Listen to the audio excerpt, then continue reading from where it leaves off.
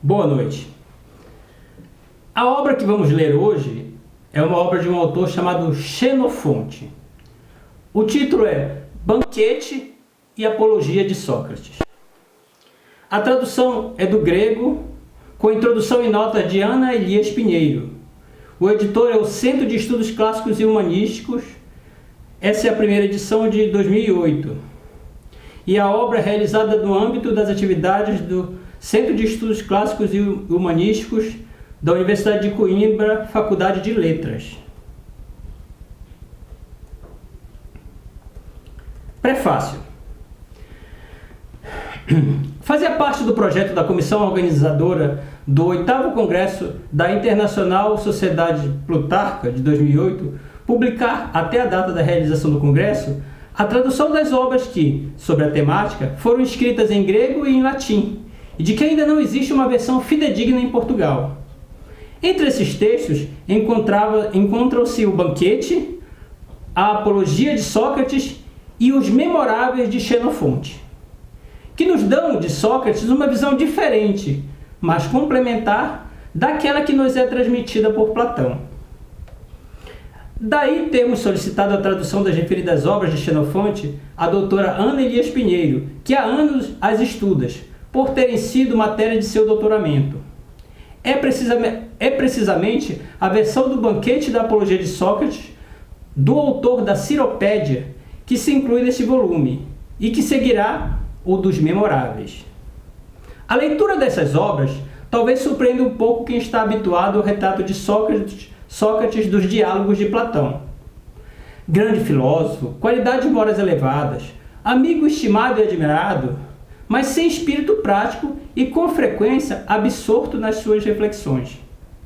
Pelo contrário, o Sócrates que em Xenofonte encontramos é um homem prático, virtuoso, útil e prestável aos amigos, que lhe pedem conselho mesmo sobre seus negócios. A versão portuguesa do Banquete da Apologia de Sócrates de Xenofonte passa a pertencer-vos. Com a sua leitura, a personalidade de Sócrates surgir-vos-á a outra luz e haverá, de certeza, melhor compreensão do que representava para os amigos e para os gregos em geral. Coimbra, setembro de 2008, José Ribeiro Ferreira. Banquete. Introdução. É por demais conhecida a importância que esse tipo de evento teve na cultura grega e o papel que desempenhou durante muito tempo numa espécie de educação ao longo da vida, com que a polis ateniense, a falta de sistema de ensino superior, brindava os seus cidadãos. Vedado, em princípio, às mulheres, como tantos outros acontecimentos da vida ateniense, este tipo de reunião constava de um primeiro momento, o do jantar, e um segundo de bebida. Potos, de onde simpósio é a letra beber em conjunto. Espaço para discussões de ordem várias e intervalos de lazer, com músicos ou dançarinas, prolongando-se pela noite fora. Era normal que os convivas acabassem por beber demais, degenerando a festa num clima de orgia, que, contudo, não parece verificar-se no relato de Xenofonte. Os temas escolhidos para discussões eram muitas vezes de ordem cultural, pelo que não admira, pois, que a literatura tenha, e com profusão, dedicado espaço à reprodução destes momentos. Destacam-se entre os textos mais emblemáticos do gênero, conhecido como Simpótica, a obra homônima e decreto contemporâneo de Platão, e mais tarde, o Banquete dos Sete Sábios, e no Banquete de Plutarco, ou ainda o Banquete dos Eruditos de Ateneu, ou o Banquete da autoria do imperador romano Juliano. Tal como acontece com a Apologia de Sócrates, também o Banquete retoma algumas referências ou situações que se repetem em Memoráveis, a grande obra de referência escrita por Xenofonte, a propósito do processo que condenara Sócrates à morte em 399 a.C., podendo discutir-se se seria esta uma obra autônoma ou apenas um episódio mais da obra maior. Apesar das repetições poderem abonar a favor da sua autonomia, o texto inicia com um termo em grego, agora que eu não consigo falar, mas dando ideia de uma continuação. Contudo, este é um recurso característico do estilo coloquial que Xenofonte pretendeu imprimir às suas obras em geral, e ao qual recorreu de forma constante. E aqui usa-se um termo em grego no início do Econômico e da Apologia, e outro termo em grego aqui no Banquete, mas também na Constituição dos Lacedemônios, obras de Xenofonte. Tal como aconteceu com outras obras de Xenofonte, a modernidade questionou também a autenticidade do Banquete.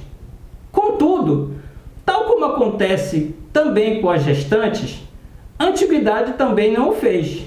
Não me parece haver, pois, qualquer motivo para não o considerar de Xenofonte.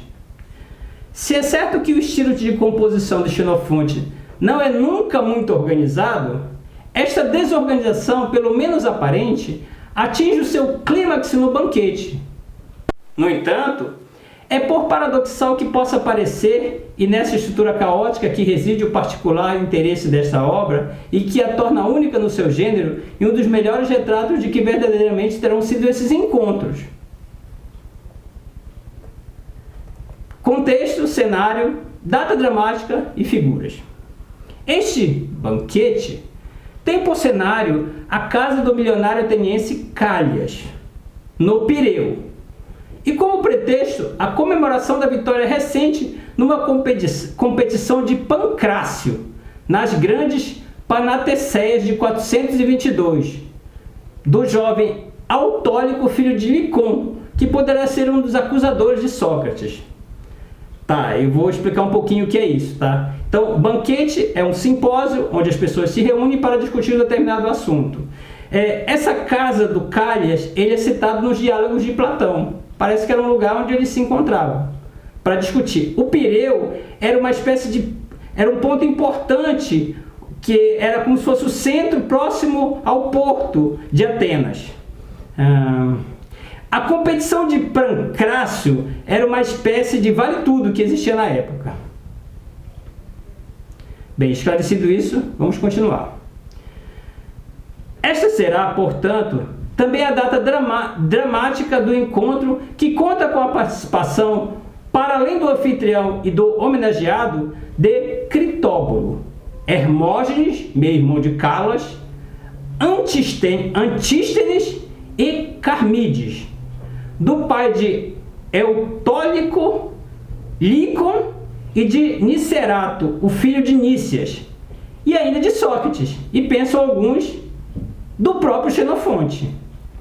Em todas essas personagens, nossas conhecidas no cenário ateniense, e que, também imemoráveis, outra obra de Xenofonte, frequentam o círculo socrático, encontramos os traços que habitualmente as caracterizam.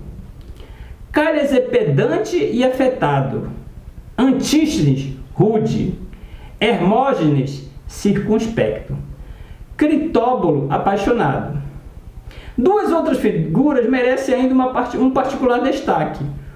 O dono da companhia de dança, composta por uma flautista, uma dançarina e um acrobata e músico, referido como siracusano, e cujo trato grosseiro estabelece um contraponto ao que se espera da educação perfeita dos restantes convivas.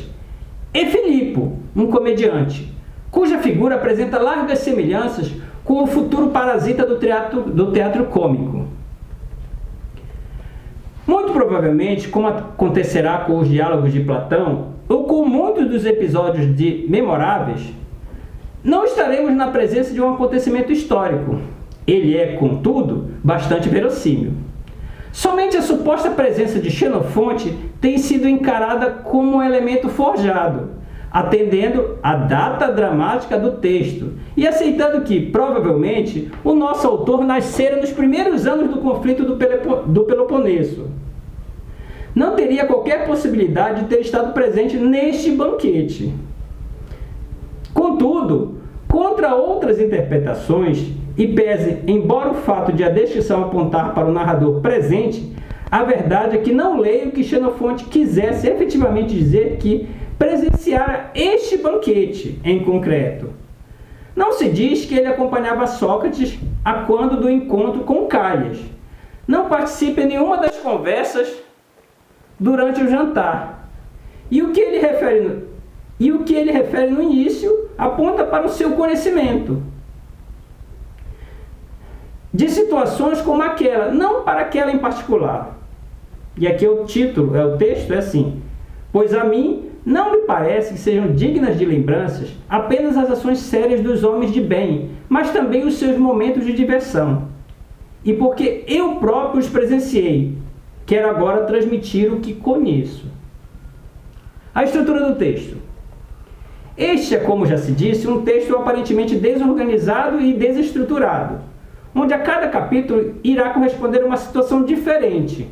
Contudo, é precisamente essa simples justaposição de episódios que, melhor do que acontece com o texto homônimo de Platão, construído de forma perfeita em torno de um assunto único, permite a tal fidelidade de que falávamos ao retrato efetivo desse tipo de evento.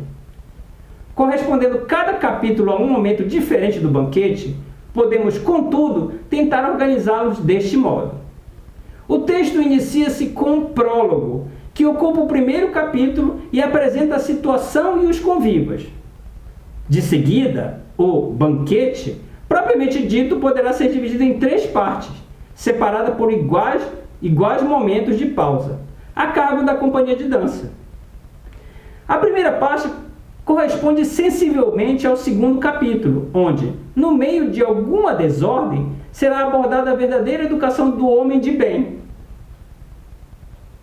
Uma segunda parte, mais longa e aparentemente mais ordenada, abrange os capítulos 3 ao 7, onde Sócrates propõe um jogo subordinado à questão do que é e que mais me orgulho, ao qual responderão os vários convivas, inicialmente com uma resposta breve, depois com uma respectiva explicação.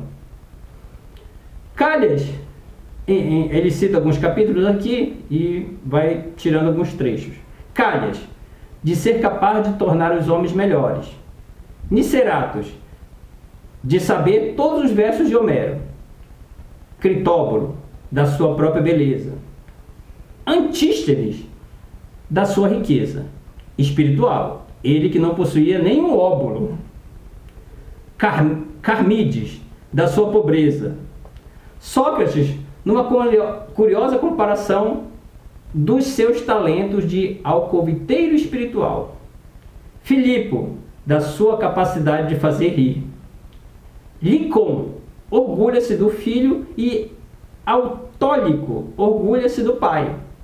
Hermógenes, dos amigos, os deuses. O siracusano, do seu público.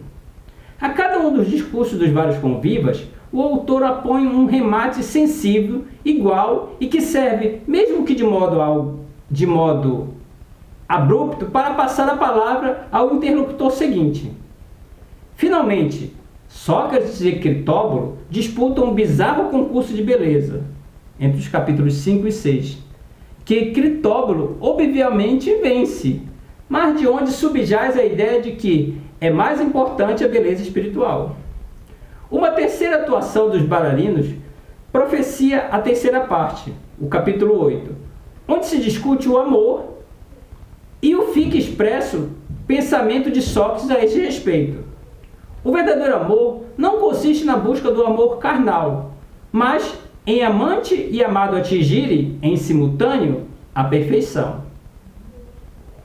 No final dessa conversa, Autólico, que é ainda criança, abandonará a sessão na companhia do pai. Segue-se então uma representação final dos dançarinos, que, dada a pouca idade do homenageado, não poderia ter ocorrido na sua presença. Uma espécie de epílogo que ocupa o capítulo 9, o último. Os dançarinos representam uma pantomima erótica dos amores de Dionísio e Ariadne, que conduzirá à saída dos convivas. Os casados, excitados pelos espetáculos, correm ao encontro das suas mulheres. Sócrates e os outros darão um passeio pela cidade. Feita essa divisão, afinal, a estrutura do texto ganha uma ordem clara. Um tema preside, mesmo quando não explícito, as discussões. Como atingir a perfeição, que distingue Sócrates, por exemplo, do dono da companhia de entretenimento. Quanto às representações dos dançarinos, elas funcionam à maneira das intervenções corais de uma peça de teatro, com intervalos, permitindo voltar à mesma discussão sobre uma nova estratégia de abordagem. De resto, é particularmente interessante notar as semelhanças óbvias entre esse texto e o texto cômico, quer no modo como encena as situações, quer pelo tom burlesco de algumas das suas figuras. A dramaticidade não era, de resto, um aspecto alheio também aos diálogos de Platão. E pese, embora o fato de ter sido habitualmente justificada com o suposto interesse juvenil de Platão pelo teatro, a verdade é que a análise deste banquete pode mostrar que o enfoque estava sobretudo nas semelhanças entre o teatro e o gênero dialógico em si mesmo. Xenofonte e Sócrates. Pese embora Diógenes Laércio, em 2.58, em uma das obras dele, o ter incluído no rol dos filósofos, a verdade é que Xenofonte não escreveu tratados filosóficos. Escreveu, sim, como outros coevos, textos que podem incluir nestes diálogos socráticos que pretendiam defender e preservar o pensamento do mestre ateniense. Os episódios que chegaram até nós da convivência de Xenofonte com Sócrates são poucos. O seu próprio testemunho, numa obra chamada Anábase, e o de Diógenes Laércio. E é assim: dizem que Sócrates se encontrou com ele num corredor estreito, estendeu o seu bastão para lhe impedir a passagem e perguntou-lhe onde podia encontrar coisas úteis. Quando ele lhe respondeu, continuou perguntando-lhe onde se fazia homens bons e virtuosos. Tendo ele ficado atrapalhado, Sócrates retorquiu: segue-me e ficarás a saber. E a partir dessa altura, Xenofonte tornou-se seguidor de Sócrates. E foi o primeiro que transmitiu as suas conversas, tal como elas tiveram lugar, e as publicou com o título de Recordações. Foi também ele o primeiro dos filósofos a escrever sobre história. Discute-se ainda se Xenofonte terá, de fato, pertencido aos círculos socráticos, uma vez que o único de entre os reconhecidos como seguidores de Sócrates que o cita é Ésquines,